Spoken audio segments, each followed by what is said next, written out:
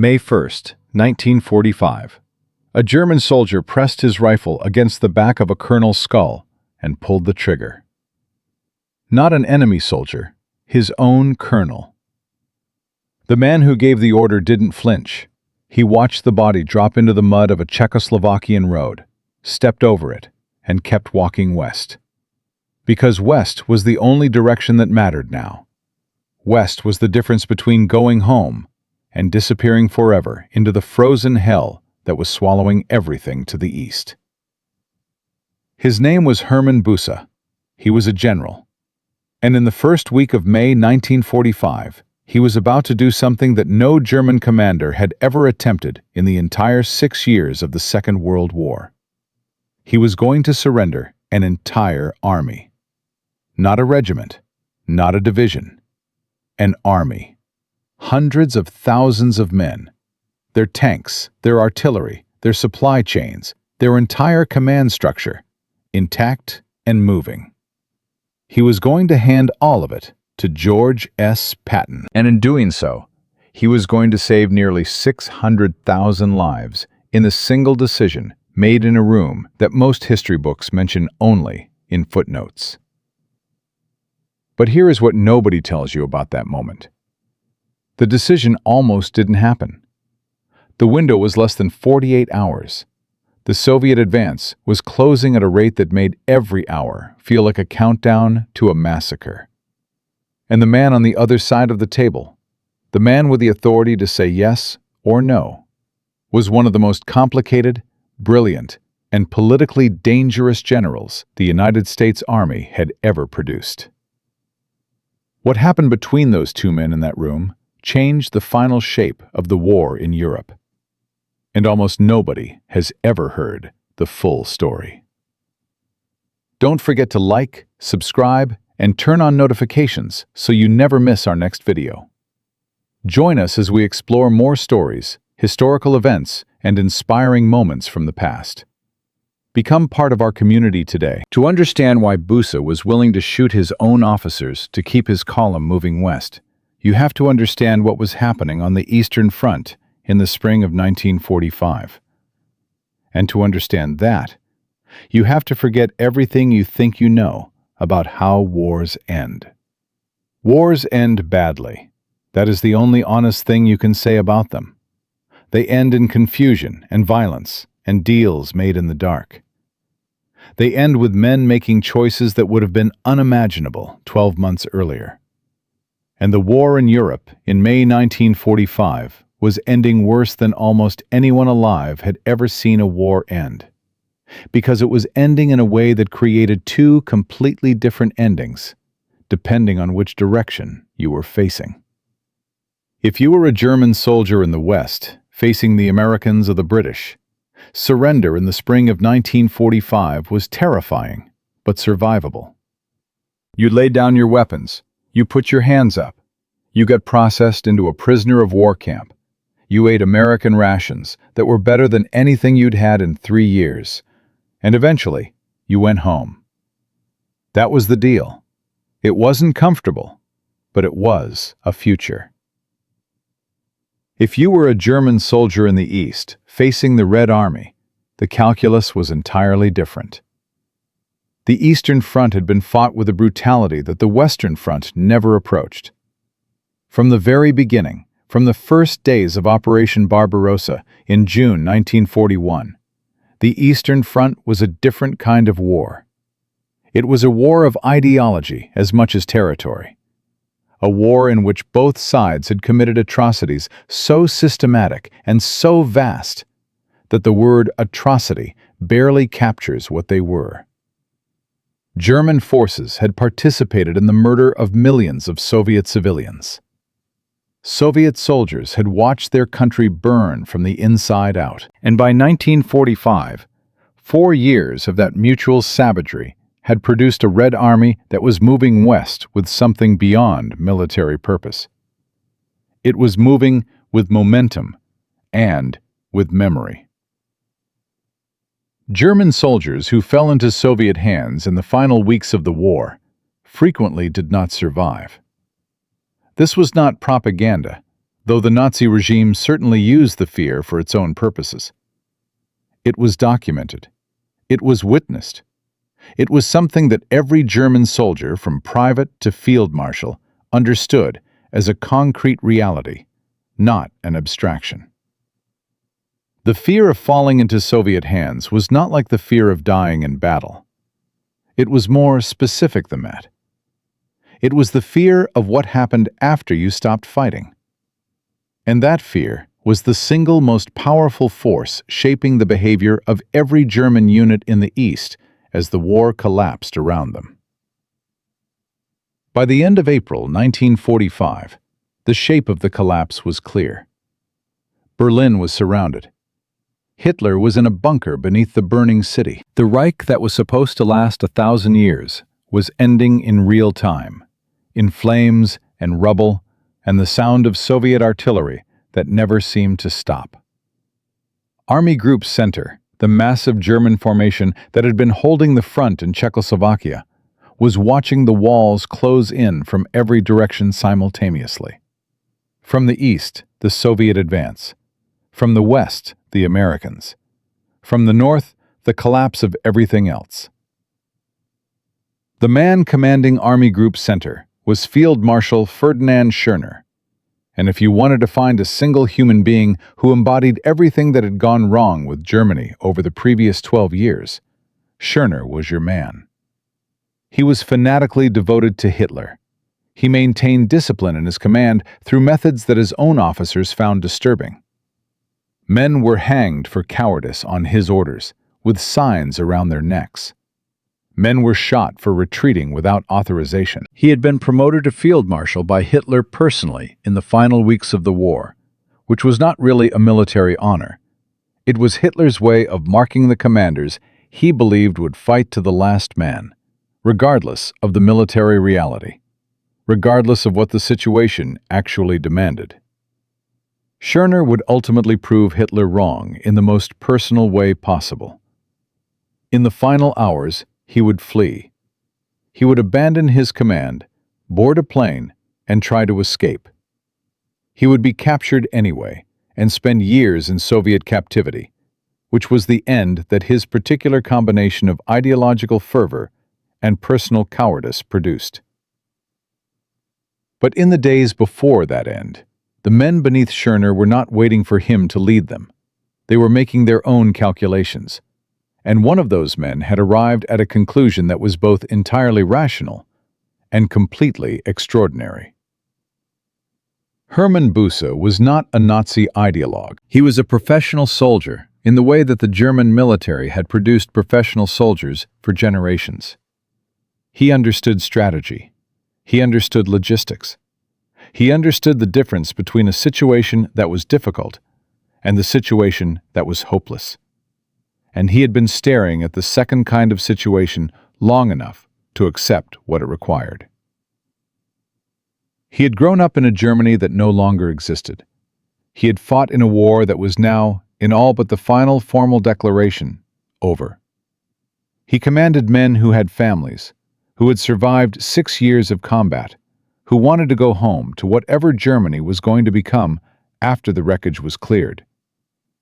And he was operating in the first days of May 1945 with a clarity that the situation seemed designed to prevent. The clarity was this.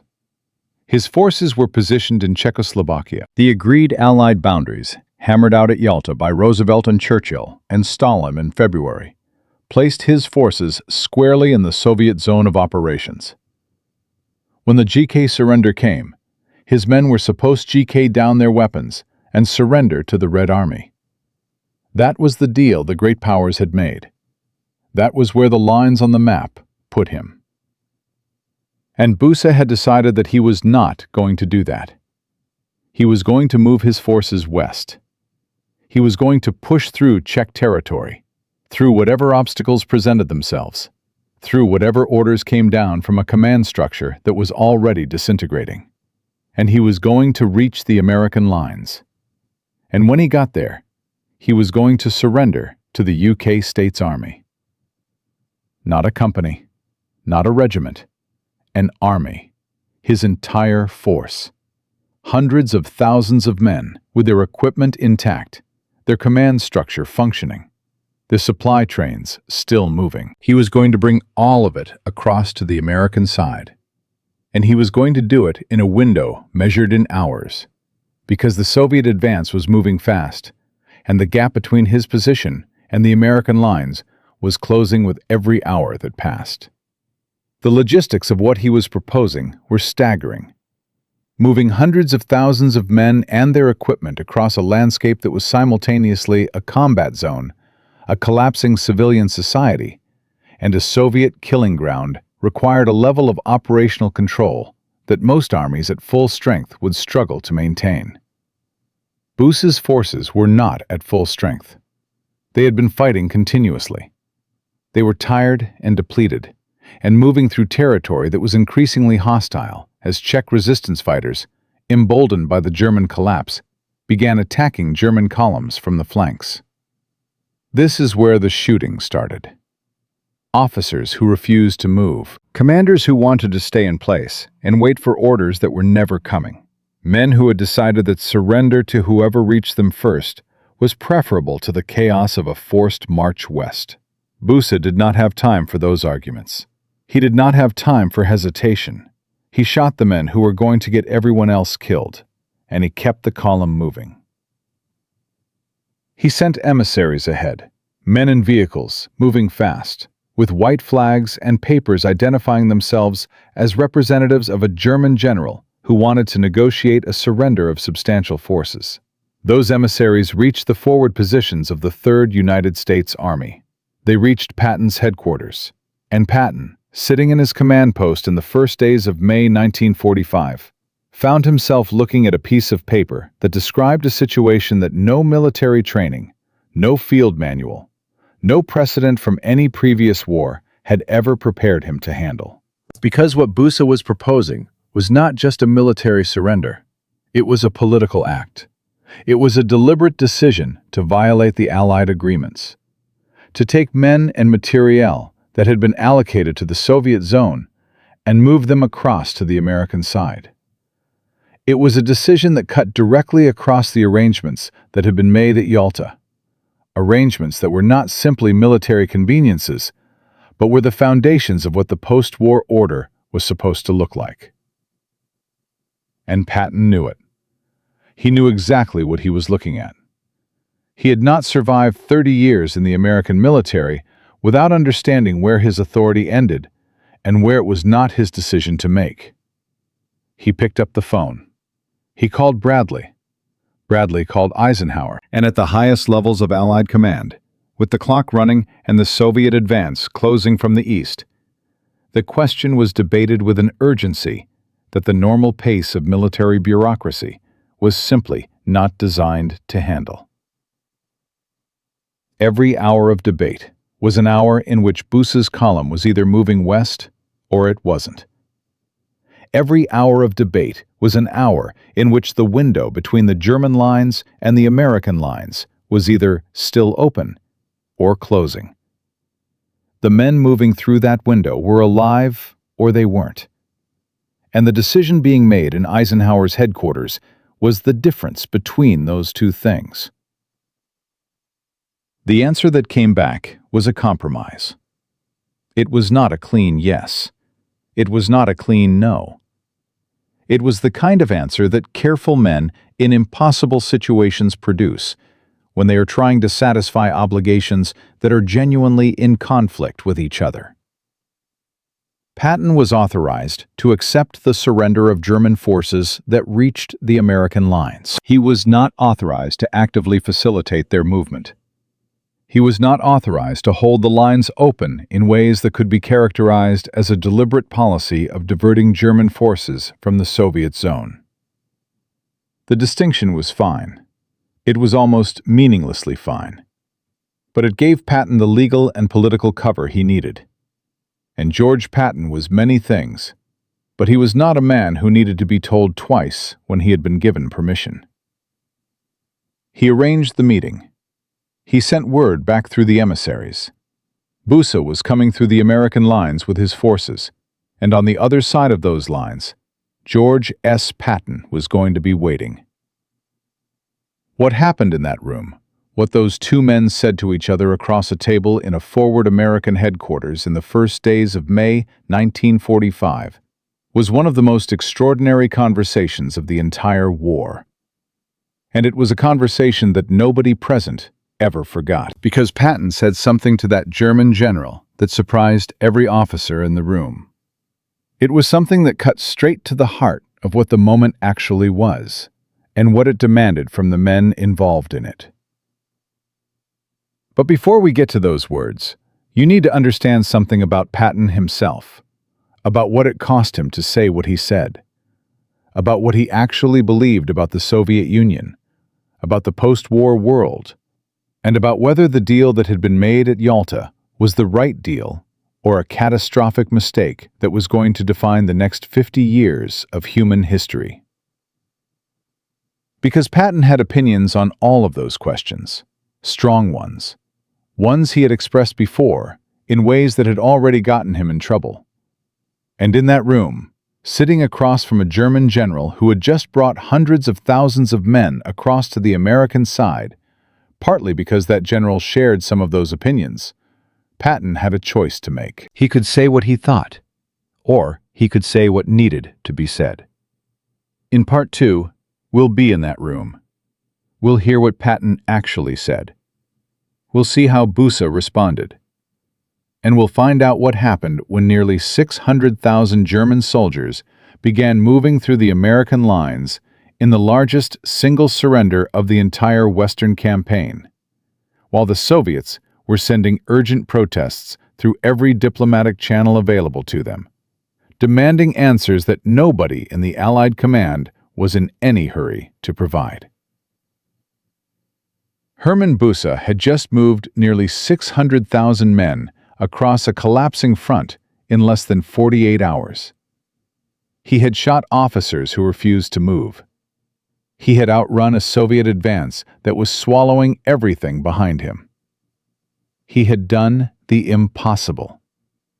And now he was sitting across a table from George S. Patton, waiting to find out if it had been enough. But here is what nobody in that room knew yet. The Soviet High Command had already sent a formal protest to Allied headquarters. Stalin's generals were demanding answers, and Eisenhower was under pressure from Washington to explain why hundreds of thousands of German soldiers who were supposed to surrender to the Red Army were instead sitting inside American lines, eating American rations. The window that Busa had crawled through was now closed, and the storm it had created was only beginning. Don't forget to like, subscribe, and turn on notifications so you never miss our next video. Join us as we explore more stories, historical events, and inspiring moments from the past. The man who walked into that forward American headquarters on May 7, 1945, did not look like a general who had just pulled off one of the most audacious operational maneuvers of the entire war. Busa was exhausted. His uniform was dirty. He had not slept in 3 days. He had spent those 3 days making decisions that would follow him for the rest of his life. And the weight of those decisions was visible on his face in a way that military bearing could not entirely conceal. Patton looked at him across the table for a long moment before he said anything. The officers present described the silence as the kind that happens when two professionals are reading each other, cataloging what they see, deciding what the other man actually is beneath the rank and the uniform and the exhaustion. Patton had spent 30 years learning to read men quickly. What he saw sitting across from him was not a fanatic. It was not an ideologue. It was a soldier who had made a calculation and executed it with everything he had. Patton spoke first. "How many men are we talking about?" Busa gave him the number. The exact figure varied slightly depending on which account you read. But the core of it was this: somewhere between 550,000 and 600,000 German soldiers had crossed into American lines over the preceding 48 hours.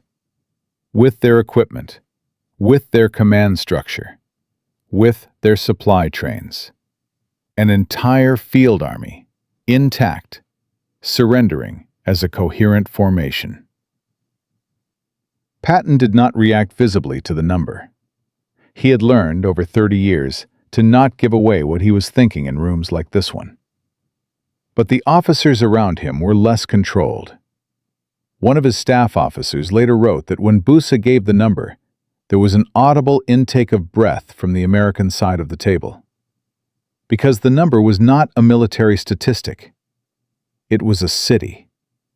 It was a population. It was the largest single surrender of the Western campaign, and it had happened in less than 2 days. Patton set down the paper in front of him and looked at Busa directly. "You understand what you are surrendering to," he said. "Not to an individual, to the United States Army, to an institution with obligations that extend beyond anything I personally think or feel about this situation." Busa said that he understood.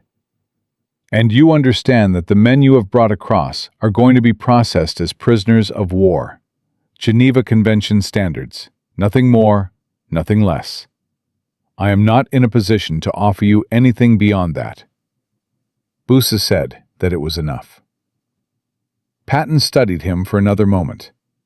Then he said something that nobody in the room had expected. Something that cut through the formality of the surrender proceedings and went directly to the reality underneath them. "I understand why you made this choice," Patton said. "I am not going to pretend that I don't. The fear of what was coming from the East is a real thing based on real events, and I am not going to insult your intelligence by suggesting otherwise." The room was completely quiet. "Your men are going to be treated correctly. I keep my promises. Because the men coming across are soldiers who fought in a war that is now over, and whatever happened in that war is a matter for the processes being established to address it." Then Patton paused, and what he said next was the sentence that every officer present remembered for the rest of their lives. "But I need you to understand something clearly. The Soviet Union is an ally of the United States. The arrangements made between the Allied powers are arrangements I operate within, regardless of my personal views about them. You are surrendering to the institution, and the institution has obligations." He did not say what his personal views were. He did not share them. He had expressed them before in ways that had reached Eisenhower's desk and produced formal warnings. He knew what he thought about the Soviet Union, about Yalta, about the shape of the world being built in the ruins of the one that was ending. And he sat across from a German general who had brought 600,000 men across, partly because that general shared some of those thoughts, and he said none of it. Every officer in the room understood what that restraint cost him. Patton was not a man built for restraint. His entire career had been constructed on the proposition that directness was a virtue, that saying clearly what you thought was the obligation of command. And in this moment, with this man, he chose the institution over himself. It was, by any measure, the most disciplined thing Patton did in the entire war. The processing began within hours, and the scale of it was something that even Patton's staff, who had been processing surrenders for weeks, found difficult to absorb. The Third Army's prisoner of war infrastructure had been designed to handle thousands of men at a time, maybe tens of thousands in a major operation. What was coming through the American lines now was something for which no plan existed. 600,000 men do not move quietly. They do not move cleanly. They move the way a river moves when a dam breaks, with a force and a volume that reshapes everything in its path. The roads through the American lines were clogged for miles. Supply dumps that had been sized for an army in combat were suddenly feeding a population the size of a major European city. Medical units were overwhelmed. Communication lines were jammed. And from the east, the Soviets were watching. And the Soviets were furious. The formal protest had gone through diplomatic channels within 12 hours of the first German columns crossing into American territory. The language was precise and cold, in the way that Soviet diplomatic communications were always precise and cold. But the meaning underneath the language was not subtle. The Red Army had been allocated those forces. The Yalta agreements had drawn clear lines. What was happening inside American lines was a violation of those agreements, and the Soviet High Command wanted it addressed. Eisenhower's response was careful. Patton had been authorized to accept surrenders that reached his lines. He had not been authorized to facilitate movement from the Soviet zone. The distinction was fine, the response acknowledged, but it was a real distinction. The matter would be reviewed through appropriate channels. The appropriate channels did not move fast enough to return anyone. The men were inside the American lines. They were alive. The window through which they had moved was closed. The Soviet advance had reached and passed the positions Buse's forces had vacated. Whatever the diplomatic channels eventually produced, it was not going to change the fundamental fact on the ground, which was that 600,000 German soldiers were now prisoners of the United States Army and not the Red Army. And the difference between those two things, in May 1945, was the difference between most of them surviving and many of them not. Patton was not part of the diplomatic exchanges. He had done what he had been authorized to do. He had stayed within the boundaries he had been given. The political consequences were above his level, and he knew it, and he was content to leave them there. He had a war to close out, and an occupation to begin, and there was no version of Patton that sat still when there was work to do. But he did write about the meeting in his diary. He wrote that Buse was a professional soldier who had made a rational decision in an irrational situation, and that he respected the decision without necessarily respecting everything that had produced the situation. He wrote that the men coming across were now prisoners, and that they were being treated correctly, and that this was the right outcome. He wrote that the end of the war in Europe was producing situations that no training had prepared anyone to handle, and that the only tool available was judgment. He wrote that he was not certain the decisions being made were right. He wrote that certainty was not available. For a man who had built his entire identity around the proposition that certainty was the fundamental quality of command, that sentence was not a small thing to write. It was an acknowledgement that the world he was operating in had become more complex than the world his identity had been built for. And Patton, to his credit, acknowledged it. He just acknowledged it in a diary, privately, where it would not cost him anything immediate. Because there was something else happening that Patton could not write about. Not yet. Not in May 1945, when the war was still technically ongoing in some corners, and the alliance with the Soviet Union was still the official policy of the United States government. The Soviets were not simply protesting through diplomatic channels. They were collecting information. They were documenting exactly what had happened in the first week of May 1945. Which German units had moved where? Which American commanders had authorized what? Which decisions had been made at which levels of the Allied command structure? They were building a picture, carefully and methodically, of the gap between the Yalta agreements and what had actually happened on the ground. And that picture was going to matter. Not in May 1945, but in the months and years that followed, as the alliance that had won the war began to fracture along exactly the lines that the first week of May had revealed. The tension that the Buse surrender had papered over was the same tension that was going to define the next 50 years of European history. It was the tension between two visions of what the post-war world was supposed to look like. And in a forward American headquarters in Czechoslovakia, over a table between two exhausted men in dirty uniforms, That tension had been given its first concrete shape. The war in Europe officially ended on May 8, 1945. The men who had come across with Busa were in American prisoner of war facilities when the announcement came. They were alive. They were going home, eventually. But the story was not over, because in Moscow, Soviet intelligence officers were finishing a report, a detailed report, a report about what had happened in the American sector in the first week of May, and about what it meant, and about what the Soviet Union intended to do about it. The report named names. It traced decisions through the American command structure, and at the top of the list of commanders whose decisions required closer examination was a name that appeared at the end of nearly every significant operation of the Western campaign. Patton. The Soviets had been watching him for longer than anyone in the American command structure understood. They had been watching his Third Army since the breakout from Normandy. They had been watching his movements, his statements, his publicly expressed opinions about the post-war world.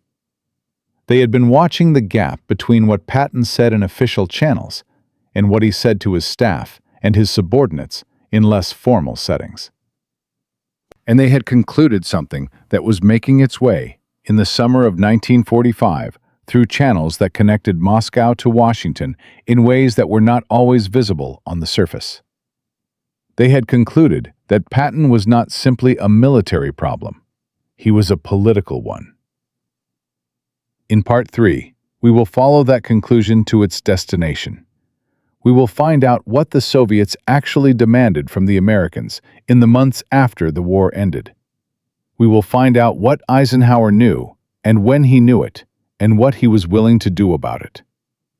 And we will look at the car accident in December 1945 that ended Patton's life in circumstances that the official record has never fully explained. Because some endings are not accidents. And the question of whether Patton's was one of them is the question that Part 3 is going to ask directly. Hermann Busa had surrendered 600,000 men. Patton had accepted them, and the diplomatic explosion that followed had sent shockwaves through Allied headquarters that were still reverberating weeks after the guns went silent. In Part 2, we watched Patton choose the institution over himself, say the disciplined thing, keep his personal views locked behind his teeth in a room where saying them would have been catastrophic. We watched the Soviets build their file.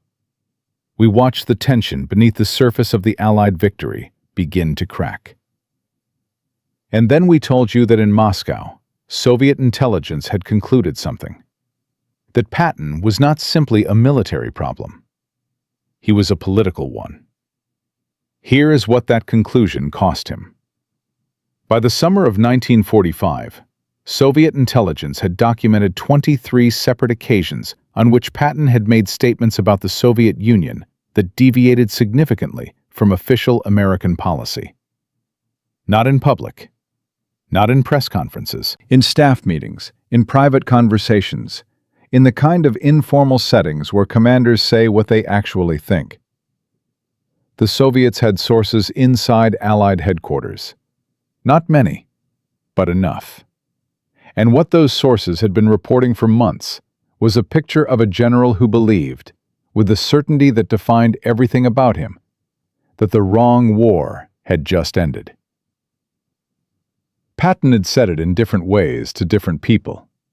He had said that the Soviet Union was going to be the next problem, and that the time to address it was now, while American forces were still in Europe, still armed, still positioned. He had said that the men who had fought their way from Normandy to Czechoslovakia were the finest army ever assembled, and that demobilizing them immediately was a strategic error of historic proportions. He had said things about the Yalta agreements that, if they had appeared in print, would have ended his career before the ink dried. None of it appeared in print, but it reached Moscow anyway. The Soviet protest over the Busa surrender had been the opening move. What followed it was more systematic. Soviet diplomatic communications to Washington in the summer of 1945 began including, with increasing specificity, references to statements made by American commanders that were inconsistent with the obligations of the Allied partnership. The references were never explicit enough to constitute a formal accusation. They were precise enough to make the message unmistakable. They were talking about Patton, and Washington knew it. Eisenhower called Patton in August 1945. The conversation was not recorded, but the outcome was. Patton was removed from command of the Third Army. He was given a new assignment, commander of the 15th Army, a paper formation whose primary function was writing the official history of the European campaign. It was the most elegant professional humiliation available within the structure of the American military. They gave him a title. They gave him an office. They took away everything that made him what he was. Patton understood exactly what had happened. He wrote about it in his diary with a clarity that was almost surgical. He wrote that he had been removed not for military failure, but for political inconvenience. He wrote that the people making decisions about the post-war world were making decisions he believed were wrong, and that his belief was now a liability rather than an asset, and that this was the nature of the transition from war to peace. Soldiers who were useful in war became dangerous in peace if they continued to think like soldiers. He wrote that he was not sure he knew how to stop thinking like a soldier. The occupation of Germany was not going smoothly. This was the other front on which Patton was creating problems, and it was the front that gave his critics the public justification they needed for what had already been decided on private grounds. Patton's approach to the denazification of Bavaria, the region under his command, was pragmatic in a way that the political climate of 1945 could not absorb. He was using former Nazi administrators to keep the civilian infrastructure functioning. His reasoning was operational. You needed people who knew how the systems worked, and the people who knew how the systems worked were, in many cases, people who had run them under the previous government. Strip them all out simultaneously, and the water stops running, and the hospitals close. The reasoning was not wrong as a matter of practical administration. It was catastrophically wrong as a matter of politics in the summer of 1945, when the world was watching to see whether the victorious powers were serious about accountability. A reporter asked Patton at a press conference whether he was taking denazification seriously enough. Patton's answer was direct in the way that all his answers were direct. He said that the Nazi Party was essentially like the Republican and Democratic parties in the United States, that membership in it didn't necessarily indicate anything about the individual members' actual beliefs or actions. The room went silent. The quote was on the wire within hours. It was on front pages across the United States the next morning. And by the afternoon of September 29, 1945, Eisenhower had relieved Patton of command of the Third Army and reassigned him to the 15th. The public story was the press conference. The real story had more layers than that. Patton himself believed, and wrote, that the press conference had been the trigger, but not the cause. The cause was the accumulation of everything he represented, in a moment when what American policy needed was not a general who said what he thought, but a general who said what the situation required. He had been that general once. In the room with Busa, he had chosen the institution over himself, and it had been the right choice, and he had done it because the stakes demanded it. But that had been a single meeting in a single room. Sustaining that kind of discipline across months of occupation, across press conferences and staff meetings, and the 1,000 informal moments when commanders reveal what they actually believe, was a different thing entirely. It was a thing that Patton was not built for, and everyone who knew him understood that. And the question was always when, not if. The when had been September 29, 1945. He was 59 years old. He had commanded armies across 3 continents. He had driven further, faster, and with fewer casualties relative to objectives achieved than any American commander in the history of the United States Army.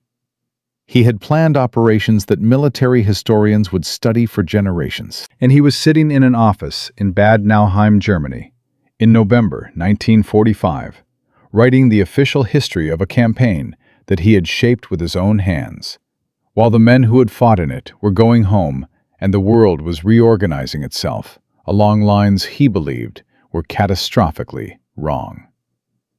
He was scheduled to return to the United States in December 1945.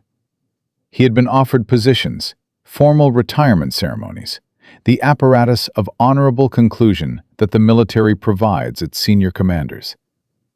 He was not sure he was going to accept the honorable conclusion. He was talking to journalists. He was talking to publishers.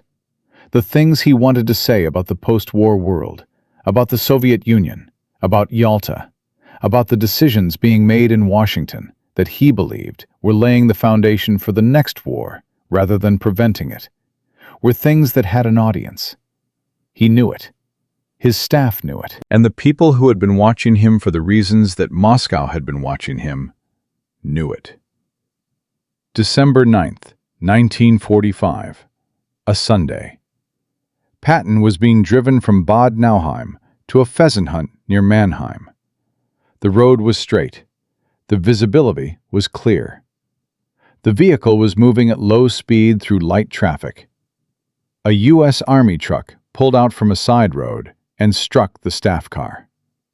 The impact was low speed by any mechanical measure. The damage to both vehicles was minor. Every other passenger walked away without serious injury. Patton's neck was broken. He was paralyzed from the neck down. He was conscious. He was lucid. He understood immediately and with complete clarity what had happened and what it meant. He was moved to a hospital in Heidelberg. He lingered for 12 days, talking to his wife, talking to the staff who came to see him, maintaining the kind of composed engagement with the people around him that was one of the less discussed qualities of a man who had spent his life performing absolute certainty. He died on December 21st, 1945. He was buried in Luxembourg, among his men, in the ground of a country his army had helped liberate. The official finding was that his death was an accident, a tragic, low-probability outcome from a low-speed collision that happened to strike at exactly the wrong angle to cause exactly the wrong injury. The physics were not impossible. Cervical spine injuries from low-speed impacts are documented in the medical literature. Strange things happen in accidents, and the strangeness of an outcome does not make it intentional. But the questions did not stop. They have not stopped in the 80 years since. The driver of the truck that hit Patton's car, a man named Robert Thompson, gave accounts of the collision that were inconsistent in ways that investigators noted at the time, and that subsequent researchers have noted repeatedly. The official investigation was brief. The records were incomplete in ways that archival researchers have found difficult to explain. And the timing, coming in the weeks before Patton was scheduled to return to the United States and begin saying publicly what he had been saying privately for months, was the kind of timing that invites the question, even if it cannot answer it. The question is this. In the summer and fall of 1945, George S. Patton had become a problem for at least 2 separate parties who had serious reasons to want him quieted. The Soviet Union, which had been building a file on him for months, and whose diplomatic pressure had already contributed to his removal from command, and elements within the American command structure, which had its own reasons to prefer that the most famous general in the United States Army not spend his retirement years telling American audiences that the post-war settlement was a disaster in progress. Whether either of those parties acted on their reasons is a question that the available evidence cannot answer definitively. The people who would know are dead. The records that might clarify are incomplete. The official account is possible. It is consistent with the physical facts as they are documented. It is also consistent with a set of facts that would produce a different conclusion. Patton wrote in his last weeks that he was not afraid of what was coming. He had been around death long enough to have lost most of his fear of it as an abstraction. What he wrote that he regretted was the things he had not yet said, the arguments he had not yet made, the case he had wanted to present to the American people about the shape of the world being built in the aftermath of the war he had helped win. He did not get to make that case. Whether that was accident or design is the question that Part 4 will address. Because in the decades that followed Patton's death, some of what he had been saying in those private meetings and staff conversations began to look different. The Cold War that he had predicted with uncomfortable specificity arrived almost exactly on the schedule he had described. The tensions that the Busa surrender had papered over became the defining tensions of the second half of the 20th century. And the man who had seen it coming and said so, and been removed for saying so, and died before he could say it louder, left behind a story that still does not have a clean ending. Because the most interesting question about George S. Patton is not what he did in the war. It is what he would have done after it. What would have happened if the car had not swerved? If the neck had not broken? If the most famous and most dangerous voice in the American military had come home in December 1945 and started talking? That is the question Part 4 will ask. And the answer is stranger than most people expect. From a freezing road in Czechoslovakia, where Hermann Busa shot his own officers to keep his column moving west, to a forward American headquarters where George Patton chose the institution over his own convictions, to the diplomatic earthquake that followed, and the slow, systematic destruction of the most dangerous general in the United States Army. We have watched a story that began with a single decision and ended with a car accident that may or may not have been an accident, on a quiet road outside Mannheim on a Sunday morning in December 1945. But here is the question we have not answered yet, the one that matters most. What did it all mean? What did these men leave behind? And is there something at the end of this story that most people who know pieces of it have never been told? There is, and it changes the way the entire story looks. George Patton died on December 21, 1945, 12 days after the collision that broke his neck. He was conscious and lucid for most of those 12 days. He talked to his wife Beatrice, who had flown to Heidelberg the moment she heard. He talked to the officers who came to see him. He was, by every account of the people present, composed in a way that surprised them, because composure in the face of personal extinction was not what anyone expected from a man who had lived at maximum volume for 60 years. What he talked about in those 12 days was not the war. He had processed the war. He had written about it, thought about it, argued about it in staff meetings and diary entries and private conversations for months. What he talked about in Heidelberg was what came after the war. The world being built in the ruins. The decisions being made in Washington and Moscow and London that he believed were laying the foundation for the next conflict rather than preventing it. He talked about the Soviet Union. He talked about Yalta. He talked about the men he had commanded and what their sacrifice deserved, and whether the peace being constructed was worthy of the cost that had purchased it. He died without getting to say any of it publicly. He died 3 weeks before he was scheduled to return to the United States, where he had been planning, by the accounts of multiple people in his inner circle, to resign his commission and speak freely. His publisher was already in conversations with his staff about a memoir. The manuscript was partially drafted. The argument he wanted to make to the American people about the shape of the post-war world was not a vague intention. It was a specific project, in a specific stage of development, that ended on December 21st, 1945. Beatrice brought his body home. He was buried in Luxembourg at his own request, in the ground of a country his army had liberated, among the men who had died serving under him. He was 60 years old. He had spent more than half of those years in the service of an institution that had spent his last months managing him like a problem, rather than honoring him like the asset he had been. The formal tributes were generous. The military does formal tributes well. But everyone who had been in the rooms, who had seen the removal from command and the reassignment to the paper army, and the September press conference used as a pretext for a decision that had already been made, understood the gap between the official version and the actual one. Hermann Busse outlived him by decades.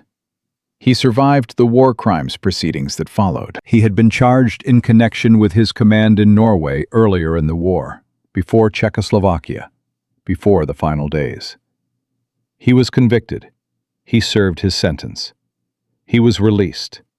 He died in West Germany in 1986, 41 years after the column he had driven west through Czech territory in less than 48 hours. He was 85 years old. He had lived long enough to see the Cold War arrive, to see the Iron Curtain descend across exactly the line that the Allied agreements had drawn, to see the Soviet Union become the defining threat of the second half of the 20th century, in almost precisely the way that Patton had described in those private meetings that the Soviet sources had been reporting back to Moscow. Whether Busse thought about the room in May 1945, about the table, about the exhausted American general who had looked at him and said the disciplined thing instead of the true thing, is not documented. But the world those two men had briefly shared a table in was the world that came next. The tension they had embodied, the fault line between the American sphere and the Soviet sphere, the question of which side of the line you ended up on, and what that meant for your survival. That tension did not resolve. It expanded. It became the architecture of the next 50 years. The 600,000 men who came across with Busse went home eventually. Not immediately. The prisoner of war processing took time. The logistics of returning hundreds of thousands of men to a Germany that was itself being reorganized from the ground up took longer. But they went home. They rebuilt lives in what became West Germany, in the country that the Western Allied occupation was constructing on different principles than the Eastern occupation. They had children, grandchildren. The decision, made in a 48-hour window in the first days of May 1945, propagated forward through generations in ways that cannot be quantified, but that are not nothing. The military lessons of what Busse had done were studied, not publicly, not in the official histories, which handled the episode briefly and with the careful language of men who understood that the full story was politically inconvenient. But in the war colleges, in the staff planning rooms, in the thinking of officers who were trying to understand what the final days of the European war had actually demonstrated about the limits and possibilities of military decision-making under conditions of total institutional collapse. What it demonstrated was this: when the formal structures of command and the formal agreements between powers cease to function, individual commanders make calculations based on the information available to them and the values they actually hold, rather than the values they have been instructed to perform. Busse calculated that his men's survival mattered more than the line on the Yalta map. Patton calculated that the institution's obligations mattered more than his personal convictions in that specific room at that specific moment. Both calculations were rational. Both had consequences that extended far beyond the room in which they were made. The principle was not new. Military history is full of moments when individual commanders, operating in the gap between official policy and physical reality, made decisions that shaped outcomes in ways no planning process had anticipated. What was unusual about May 1945 was the scale. The gap between the official framework and the actual situation was not a tactical discrepancy. It was an entire civilizational transition happening faster than the institutions designed to manage it could respond. And the men in the rooms were not making tactical decisions. They were making decisions about what kind of world came next. Patton had understood this. It was part of what had made him dangerous. He was not simply a general who disagreed with policy. He was a general who understood that the decisions being made in the spring and summer of 1945 were not military decisions dressed in political language. They were foundational decisions about the shape of the next era of human history, and they were being made by men who, in his assessment, did not fully understand what they were deciding. He was not entirely wrong about that. The Cold War that arrived within 2 years of his death unfolded very close to the lines he had described. The Soviet expansion into Eastern Europe that he had predicted with uncomfortable specificity happened on almost exactly the schedule he had outlined. The men who had managed him out of his command and managed his public statements and managed the aftermath of the Busa surrender lived to see the world he had described arrive. Whether they thought about him when it did is not documented. Here is the thing that most people who know pieces of this story have never been told. In 1979, 34 years after Patton's death, a former OSS officer named Douglas Bazata gave an interview to a gathering of former intelligence officers, in which he claimed that he had been contracted in 1945 to ensure that Patton did not return to the United States and begin his planned public campaign against the post-war settlement. He described the collision of December 9th not as an accident, but as a deliberate operation. He described details of the planning that were specific enough to be either genuine memory or very carefully constructed fabrication. He named names. The claim was investigated. The investigation was inconclusive.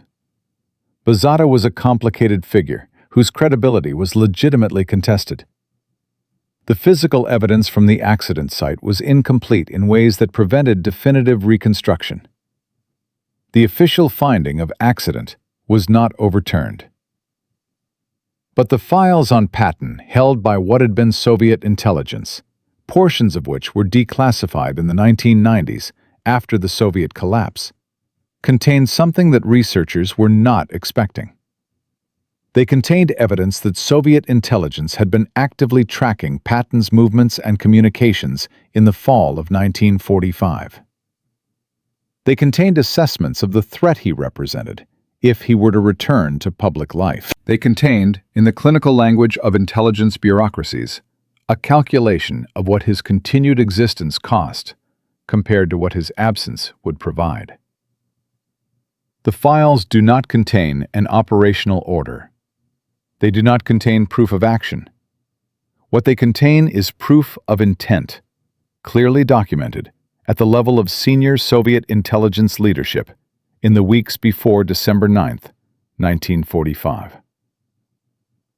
Whether intent became action is the question the evidence cannot answer. The people who would know are dead. The chain of events, if there was one, passed through cutouts and intermediaries in the way that intelligence operations of that era were designed to pass, precisely so that the chain could not be followed back to its origin.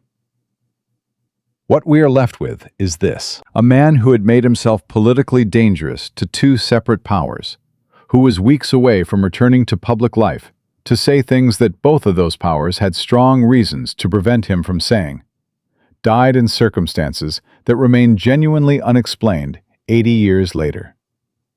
The official account is possible. It is consistent with the physical evidence as documented. It is also consistent with an account that is not accidental. The war produced thousands of stories.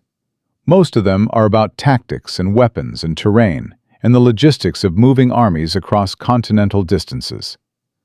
This one is different. This one is about what happens at the intersection of military decisions and political reality, about the gap between what institutions require and what individuals believe, about the cost of seeing clearly in a moment when clarity is dangerous.